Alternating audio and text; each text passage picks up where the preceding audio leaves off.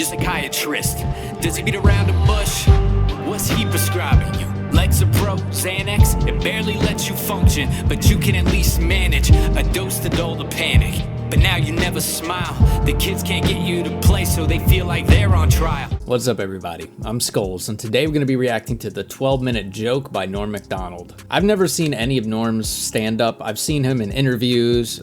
He's very dry, funny kind of guy. I've seen him in a movie called Screwed forever ago. It was with him, Dave Chappelle, and Danny DeVito. It was a ridiculous movie, but I loved it growing up. But I know pretty recently he passed away, which is really sad. It's especially sad when comedians pass away because laughter brings us together and it unites us. And without him, it's just another chance that we can't laugh with each other. But I feel like I need some laughs in my life right now. And if you do too, it's nice to meet you.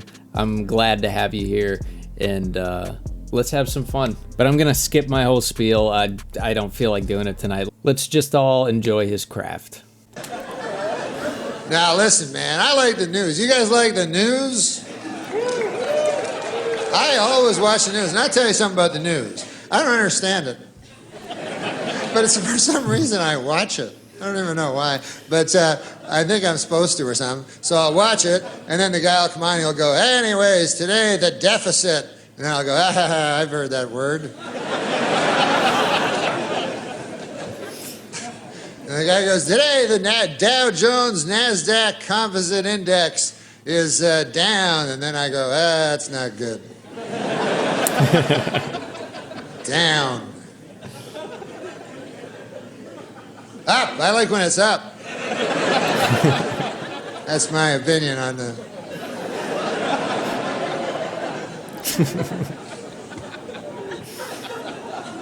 Seems like there's too much news, like, you know, because now they have 24-hour news. Now, when I was a young boy, the news was half an hour. That was the whole news, you know. And a guy would come on and he'd have a tie, you know, and shit, and he would say the news. And it was a half an hour long. Now, it's 24 hours long.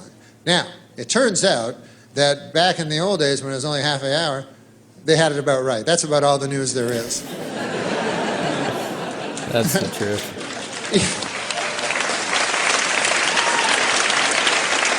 Even then, there'd always be like a story, some fucking story at the end about a caribou or some horse shit. So there wasn't even enough to fill the half an hour.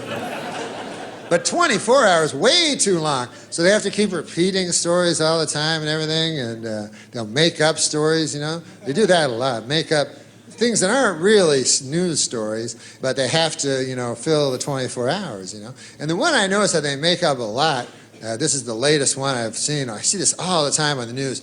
The newsman will come on, he'll go, good evening, everybody. This is the newsman. Whatever he says, he's not going to say that. And he goes, our top story tonight, a lady has vanished. That's the story. And then he goes, let's go outside where there's another guy. So then they cut to outside. And then there's a guy outside and he's like, hey, listen, how's it going inside?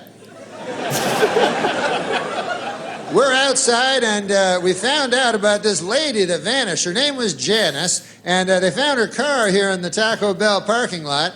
And don't worry about the car, it's fine. But can't find hiding her hair of the lady. Well, back to you. So then you're watching, you go, well, I don't give a fuck on account I never knew Janice in the first place. Oh, man. Matter of fact, I'm kind of happy it's Janice and not somebody I know. Poor Janice. But then what they do is they start telling you about Janice, you know? And they go, hey, we found out some cool things about Janice. And you're like, no, that's cool, I don't want to hear it. They go, no, you want to hear it. They can't help themselves. So they go, let's go back to Bill. He's still outside. And how's it going, Bill? And Bill's like, it's all right. It's no inside, but it's cool. And anyways, we found out about Janice. Turns out she's a good lady. And we found some friends of hers, and here they are. And then sure enough, they show a lady, and it says, friend of Janice. And she says, I'll tell you something about Janice. You want to hear about Janice? Janice is the type of lady that you could always turn to. You know, you ever want to turn to somebody? Like if you got a problem or something, and you feel like you want to turn? Ever do that? Or maybe your neck just hurts and you want to anyways. The point of it is that once you swiveled your head over this way, the person you'd most want to see in your eye line would be Janice. And then they have another friend of Janice that wasn't the first one. And she'll go, I'll tell you, Janice, oh my God. She was the type of lady that she could walk into a room and light up the whole room, you know? And she didn't have a fucking lighter, not like that. She would just somehow, through sheer tyranny of will, she could somehow illuminate a room. I don't know. And that would be Janice's third friend lady that's not one of the earlier two. And then she goes, I'll tell you about Janice. Is that who you're asking about, Janice? Janice was the type of lady that you could be talking to your best friend in the whole world, and then Janice come in and you go, fuck you, I'm talking to Janice. Because Janice is better than you. Come on, let's face it. She's better than all of us. So anyways, then you're at home and you start liking Janice, you know what I mean? You start getting invested in her. You go, God damn, that Janice is a cool lady. I would like to meet her one day. That would be a lot of... Fuck, I forgot she vanished. Just my luck. Wow. They'll find her. Then you get hope. That's not good. I don't give a fuck what Obama says. Hope is never good. Don't try it. It never works out. So you go, oh man, they'll find Janice. They're putting pictures up of her on telephone poles. I think that had worked once. And then the news keeps showing you more things about Janice, you know? And they'll show you like the home videos of her. You're like, God damn, look at that. She's eating a pizza. I like her hair like that. They'll find her. And then you become obsessed with Janice. It's all you can think of, you know? You're at work, fucking just can't wait to get home, agonizing over Janice, you know, and thinking about her with eating pizza and shit. And then you go home, and your nights are just fevered dreams of, you know, Janice and bangs and shit like that. And all you can do is turn on the TV and hope, and you know, and then one day, you know, they go, hey, more news on Janice. Here's the Bill. He's still outside, and then Bill is like outside, and he's like, here we are. Where, as you can see behind me, they are scouring the woods. They're still searching for Janice, you know. And then you go, oh fuck, not the woods. You know, that's not. I know, nothing good. Nothing good ever happens in the woods. I've seen enough of these fucking stories to know. It feels like a last resort. Janice ain't coming bounding out of the woods anytime soon. That's it. It's like, hey, what's going on, everybody? I'm just taking a stroll through the woods. What are you taking my picture for? I just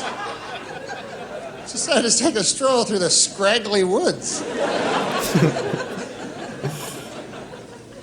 Now, if they find you in the woods, they always find you in the same place. Every time, they will find you in a shallow grave.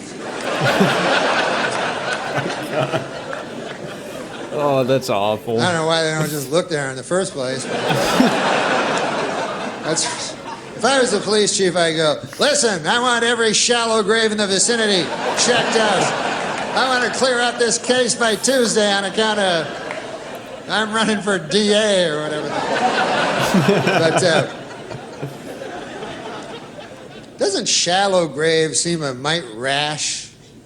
You know, like these serial killers are supposed to be so shrewd and cunning and everything, you know? At least according to the TV movies I've seen.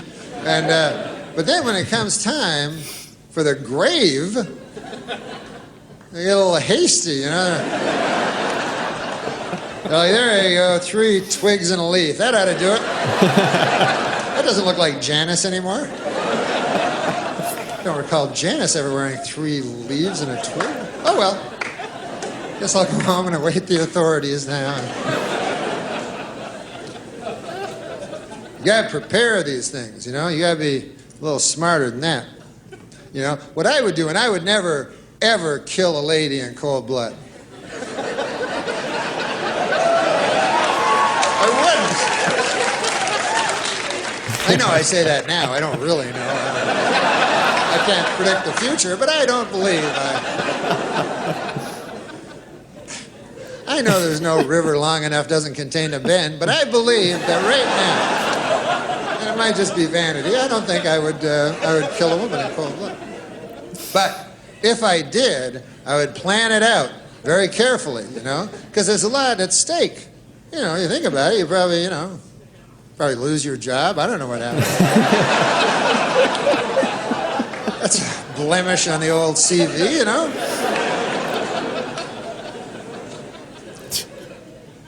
Even in today's enlightened society, there remains a stigma to being a psychosexual sadist.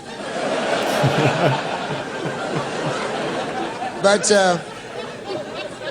what I would do is I would look at the lady, I would select a lady, and then I would follow her habits. You understand what I'm saying?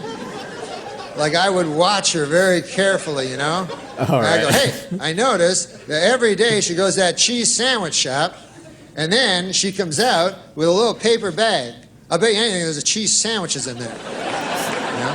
So then I'd keep that in my head, you understand? Then I'd say, hey, I notice every Wednesday evening she goes with her other lady friends and they go down to the YWCA and they play basketball with each other, which is fine nowadays, you know?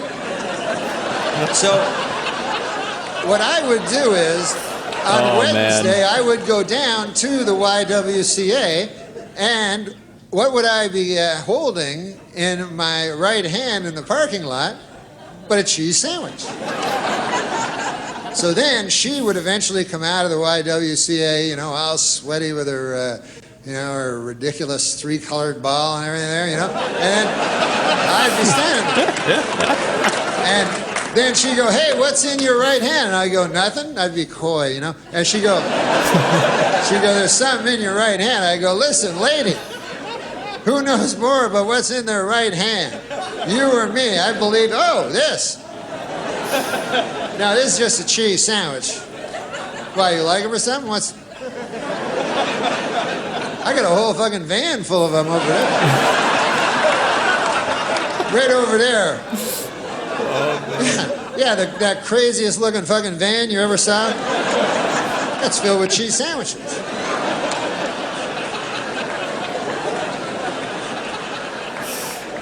Oh, man. You don't have to have cheese sandwiches in the van, by the way. Thanks for the tip. Unless you want to be known for your detailed work, it's not really necessary. Then I would get the lady in the van and I would drive her to a remote area, an area most known for its remoteness. That's what I would look for.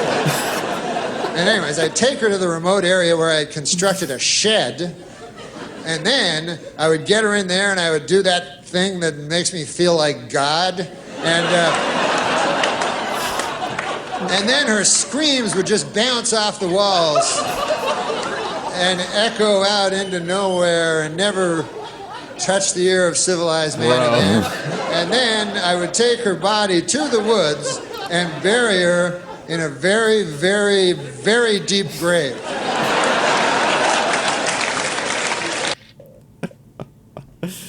Oh, man. I don't even know what it is about that guy, but his delivery is just so awesome. But yeah, if you guys would want me to react to more from him, I would love to. He's hilarious. He's got a very unique style of comedy. It comes across like very effortless for him, and I bet you he was a joy to just know as a person. I mean, I've heard a lot of people say that he was just an awesome person who was always just trying to make you laugh. But like I said, if you'd like me to react to more from him, I'd love to. Just leave it in the comments. Just let me know what you'd like me to react to next. But alright guys, thank you for stopping in and hanging out with me. If you haven't already, make sure you hit the like button, hit the subscribe button, hit the notification bell. Helps the channel grow, helps the video reach more people, and I appreciate it so much. And I hope wherever you are, you're having a good day or a good night. And I hope that your holiday season was amazing. Merry Christmas, Happy Hanukkah, whatever you're celebrating. I hope that you and your family had an awesome time. Much love, and as always, guys, I look forward to the next one. Peace.